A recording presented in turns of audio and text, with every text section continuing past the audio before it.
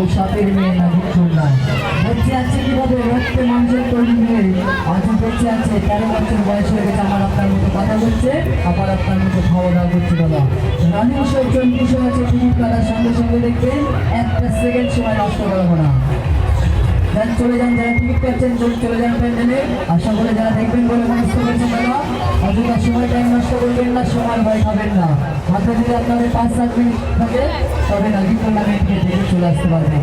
30 টাকা মাধ্যমে লাগাবো সাপের মেয়েটিকে। ভালো না লাগলে সম্পূর্ণ টাকা রিটার্ন করবো। যদি ভালো লাগে বাড়ি থেকে গল্প চলে জানাবেন, একটু লাগে টুর্নামেন্টের ঘটনা। আর এখন টুর্নামেন্টের প্রায় একটা দিনের চলে আছে আপনারা